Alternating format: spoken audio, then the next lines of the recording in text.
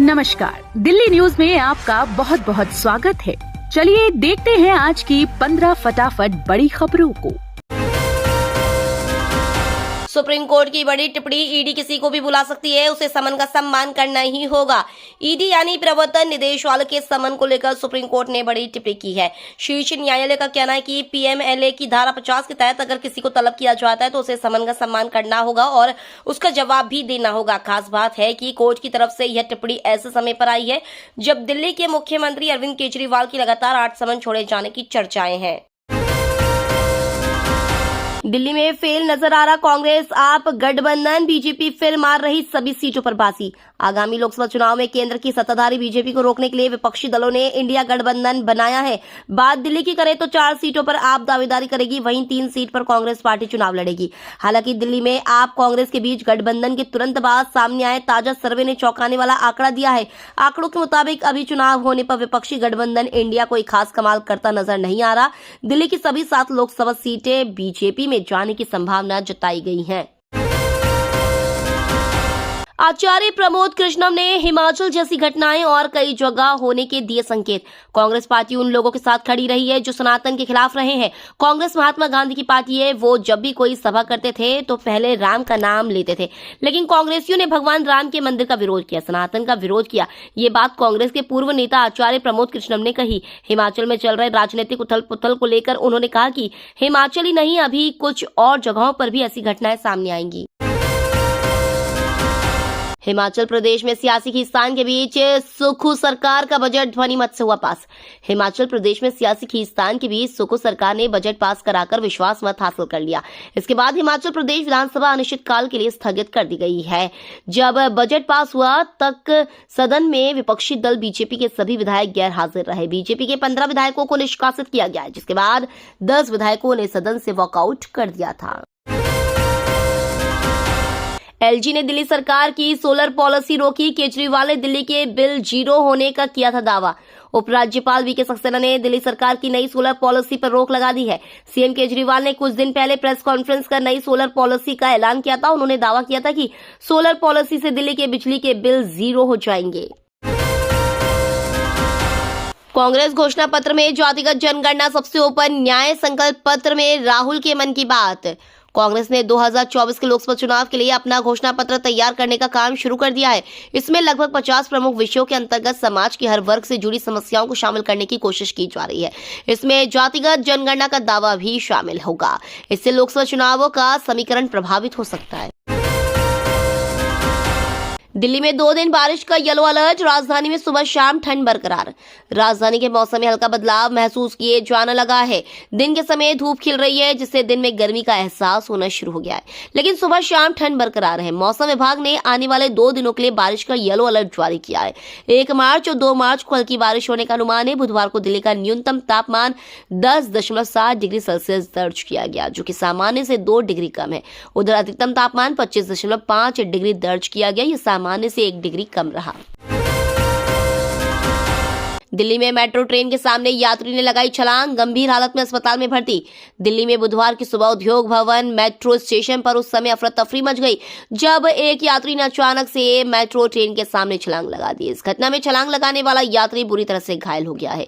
किसी तरह से उसकी जान बच पाई। लोगों ने उसे दिल्ली मेट्रो रेल प्रबंधन के कर्मियों के सुपुर्द किया।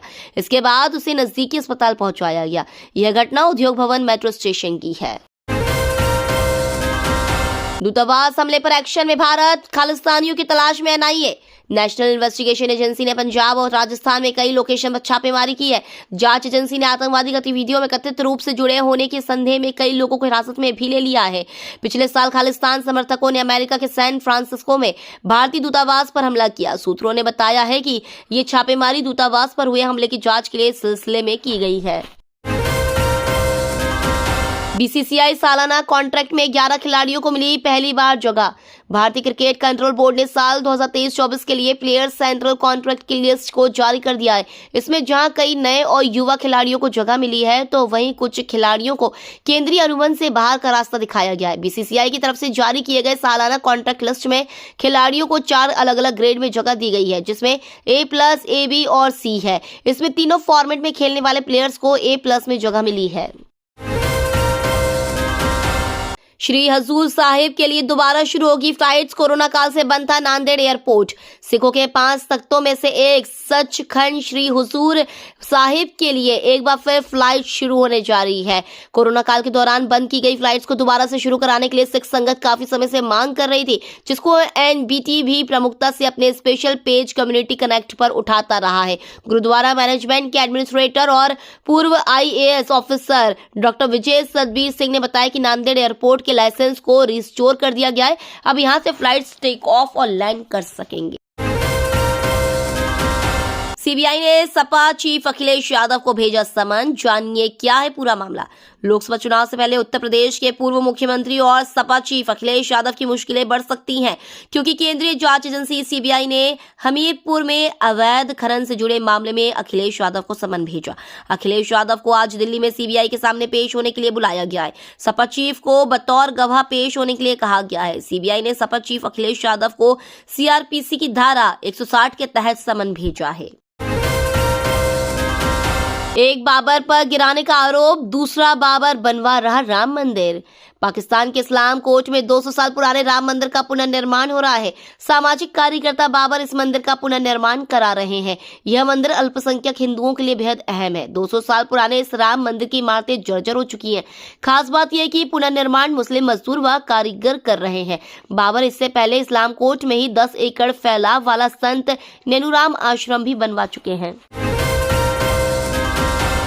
पूरे देश के लिए अलर्ट, खाली हो जाएगा बैंक अकाउंट।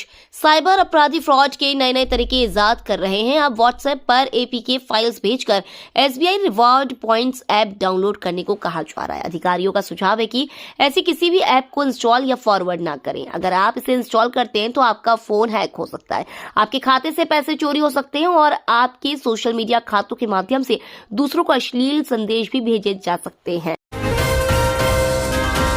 सिंगू बॉर्डर पर लगाई गई LRAD डिवाइस आदमी को बना सकती है बहरा। किसानों के विरोध प्रदर्शन के बीच दिल्ली की उत्तरी और पश्चिमी बॉर्डर पर पुलिस ने एक नई रणनीति तैयार की है। हरियाणा के अंबाला में शंभू बॉर्डर पर बैरिकेड तोड़ने के लिए संघर्ष कर रहे प्रदर्शनकारी अगर दिल्ली पहुंचने में कामयाब हो जाते हैं तो भीड़ को तितर-बितर करने के लिए पुलिस ने सड़क के किनारे बड़ी-बड़ी खाइयां खोदी हैं। वहीं पुलिस ने सिंगू बॉर्डर पर एक लॉन्ग रेंज एकॉस्टिक डिवाइस तैनात की, जिसे आमतौर पर साउंड कैनन के रूप में जाना जाता है। तो ये थी आज की बड़ी खबरें। डेली खबरों से अपडेट रहने के लिए चैनल को सब्सक्राइब करना बिल्कुल न भूलें। धन्यवाद।